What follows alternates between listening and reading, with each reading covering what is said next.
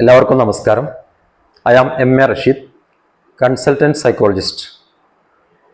നമ്മുടെ ഓർമ്മശക്തിയെക്കുറിച്ചാണ് പറയാൻ ആഗ്രഹിക്കുന്നത്. നമ്മുടെ എല്ലാ ആളുകൾക്കും, വിദ്യാർത്ഥികൾക്കും അതുപോലെ മറ്റെല്ലാ മേഖലയിലുള്ള ആളുകൾക്കും ഓർമ്മശക്തിയെക്കുറിച്ചാണ് പരാതി. മനസ്സിലാക്കുന്ന കാര്യങ്ങൾ ഓർത്തെടുക്കാൻ പറ്റുന്നില്ല. പക്ഷേ നമ്മുടെ ഈ ഓർമ്മയുടെ പ്രവർത്തനങ്ങൾ നമ്മുടെ തലച്ചോറിൽ എങ്ങനെയാണ് നടക്കുന്നത്, ഏതൊക്കെ ഭാഗത്താണെന്ന കാര്യങ്ങളാണ് പറയാൻ ആഗ്രഹിക്കുന്നത്. നമുക്കറിയാം, നമ്മുടെ തലച്ചോറ് എന്ന് പറയുന്നത് നമ്മുടെ ശാരീരികമായ ഒരു അവയവമാണ്. നമുക്കതിനെ കാണാൻ സാധിക്കും. പക്ഷേ നമ്മുടെ മനസ്സ് ഒരു ക്രിയാത്മക പ്രതിഭാസമാണ്. അതിന് ഫങ്ഷണൽ എൻറ്റിറ്റി എന്നൊക്കെയാണ് പറയുക. മറ്റത് ഫിസിക്കൽ എൻറ്റിറ്റിയാണ്. അത് നമുക്ക് കാണാൻ പറ്റും. ഒരു അദൃശ്യ ശക്തിയാണ് മനസ്സ് എന്നുള്ളത് നമുക്കറിയാം. അപ്പോൾ എന്താണ് ഓർമ്മ, മെമ്മറി എന്നതുകൊണ്ട് ഉദ്ദേശിക്കപ്പെടുന്നത്? ഇത് എങ്ങനെയാണ് നടക്കുന്നത്? ഈ കാര്യങ്ങളെക്കുറിച്ച് നമുക്കൊന്ന് നോക്കാം. നമ്മൾ അനുഭവിച്ചതോ പഠിച്ചതോ ആയ എന്തെങ്കിലും ഒരു കാര്യം റീകാൾ ചെയ്യപ്പെടുന്ന, തിരിച്ച് വിളിക്കപ്പെടുന്ന മനസ്സിൻ്റെ ഒരു പ്രതിഭാസമാണ് മെമ്മറി എന്നതുകൊണ്ട് ഉദ്ദേശിക്കുന്നത്. ഈ ഓർമ്മകൾ, മെമ്മറി രണ്ട് തരത്തിലുണ്ട്. ഒന്നാമത്തത് പെട്ടെന്ന് മറന്നു പോകുന്നവ, അതിന് ഷോർട്ട് ടേം മെമ്മറി എന്നാണ് പറയുക. രണ്ടാമത്തത് ഒരിക്കലും മറന്നു പോകാത്ത ലോങ് ടേം മെമ്മറി. ഈ രണ്ട് കാര്യങ്ങളും നമ്മുടെ മനസ്സിൽ മുദ്രണം ചെയ്യപ്പെടുന്നത് അതിൻ്റെ പ്രത്യേകമായ അവസ്ഥകളിലാണ്. ഒരു കാര്യം നമ്മൾ കേട്ട് കഴിഞ്ഞു, വായിച്ചു, മനസ്സിലാക്കി കഴിഞ്ഞാൽ അത് നമ്മുടെ ഷോർട്ട് ടേം മെമ്മറിയിലാണ് ഉണ്ടായിരിക്കുക. അത് പിന്നീട് നമ്മൾ അതിനെ റിമൈൻഡ് ചെയ്യുകയോ അത് റീകാൾ ചെയ്യുകയോ ചെയ്യപ്പെടുമ്പോഴാണ് അത് നമ്മുടെ ലോങ് ടേം മെമ്മറിയിലേക്ക് മാറുന്നത്.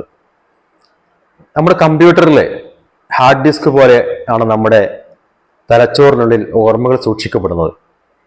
ഇതിന് 3 പ്രധാന ഭാഗങ്ങളാണുള്ളത്. ഒന്നാമത്തത് ഹിപ്പോ ക്യാമ്പസ്. ഓർമ്മകളെ പരിഭാഗപ്പെടുത്തുന്നത്, നമ്മുടെ മനസ്സിൽ അത് സൂക്ഷിക്കാനുള്ള സംവിധാനത്തിലേക്ക് പരിഭാഗപ്പെടുത്തുന്നത് പ്രധാന പങ്കുവഹിക്കുന്ന ഒരു ഭാഗമാണ് ഹിപ്പോ ക്യാമ്പസ് എന്ന് പറയുന്നത്. രണ്ടാമത്തത് അമിഗ്ഡല. ഓർമ്മകളിൽ എത്തുന്ന പുതിയ ഓർമ്മകളെ വൈകാരികമായി ഉൾക്കൊണ്ട് നമ്മുടെ മനസ്സിൽ മുദ്രണം ചെയ്യപ്പെടുന്ന ഈ ഭാഗമാണ്, അമിഗ്ഡല എന്ന ഭാഗമാണ്. മൂന്നാമത്തത് സെറിബ്രൽ കോർട്ടക്സ്. സെറിബ്രൽ കോർട്ടക്സ് എന്ന് പറയുന്നത്, അതിലാണ് നമ്മുടെ തലച്ചോറിലെത്തുന്ന വിവിധ മേഖലകളിലെ വിവരങ്ങൾ ആജീവനാന്ത കാലത്തേക്കൊക്കെ അതിൽ ഓർമ്മയിൽ സ്റ്റോർ ചെയ്യപ്പെടുന്നത്. ഓർമ്മയിൽ സൂക്ഷിക്കാൻ സഹായിക്കുന്നത് ഈ സെറിബ്രൽ കോർട്ടക്സ് ആണ്. ഉദാഹരണത്തിന് ഭാഷ. നമ്മൾ എന്നും സംസാരിക്കുന്ന ഭാഷ, ഇത് നമുക്ക് ഓർത്തെടുക്കേണ്ട കാര്യമില്ല. അത് നമ്മുടെ ജീവന്റെ ഒരു ഭാഗമാണ്. അല്ലെങ്കിൽ നമ്മുടെ നിശ്വാസം പോലെ, ജീവനിശ്വാസം പോലെ നമ്മുടെ കൂടെ എപ്പോഴും ഉണ്ടായിരിക്കും. ഇത്തരത്തിലുള്ള ഓർമ്മകളൊക്കെ ഈ ഭാഗത്തെ വിഷ്വൽ കോർട്ടക്സിൽ, അതായത് വിഷ്വൽ അസോസിയേഷൻ ഏരിയ തുടങ്ങിയ ഭാഗങ്ങളിലാണ് സൂക്ഷിക്കപ്പെടുന്നത്.